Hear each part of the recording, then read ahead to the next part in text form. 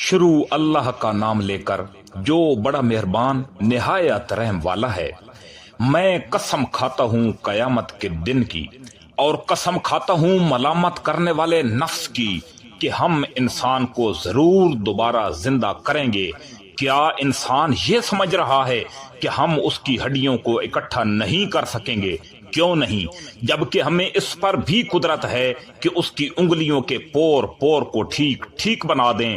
اصل بات یہ ہے کہ انسان چاہتا یہ ہے کہ اپنے آگے کی زندگی میں ڈٹھائی سے گناہ کرتا رہے، پوچھتا ہے کہ کب آئے گا وہ قیامت کا دن، پھر جب آنکھیں چندھیا جائیں گی اور چاند بے نور ہو جائے گا اور چاند اور سورج اکٹھے کر دی جائیں گے، اس وقت انسان کہے گا کہ کہاں ہے کوئی جگہ جہاں میں بھاگ کر جا سکوں؟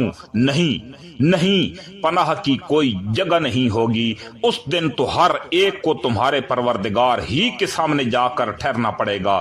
اس دن ہر انسان کو جتلا دیا جائے گا کہ اس نے کیا کچھ آگے بھیجا ہے اور کیا کچھ پیچھے چھوڑا ہے، بلکہ انسان خود اپنے آپ سے اچھی طرح واقف ہوگا، چاہے وہ کتنے بہانے بنائے۔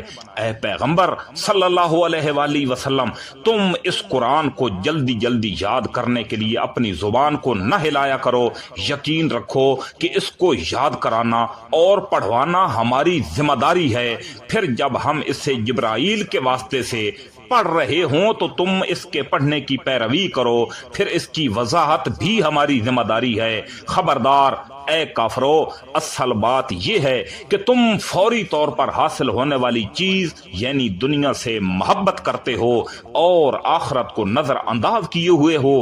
اس دن بہت سے چہرے شاداب ہوں گے، اپنے پروردگار کی طرف دیکھ رہے ہوں گے، اور بہت سے چہرے اس دن بگڑے ہوئے ہوں گے، سمجھ رہے ہوں گے کہ ان کے ساتھ وہ معاملہ ہوگا جو کمر توڑ دینے والا ہے۔ خبردار جب جان ہنسلیوں تک پہنچ جائے گی اور تیمارداروں کی طرف سے کہا جائے گا کہ ہے کوئی جھاڑ پھونک کرنے والا، اور انسان سمجھ جائے گا کہ جدائی کا وقت آ گیا ہے اور پنڈلی سے پنڈلی لپٹ جائے گی، تو اس دن تمہارے پروردگار ہی کی طرف روانگی ہوگی۔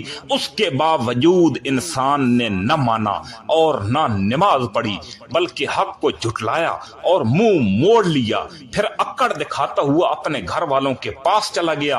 بربادی ہے تیری، ہاں بربادی ہے تیری۔ پھر سن لے کہ بربادی ہے تیری، ہاں بربادی ہے تیری۔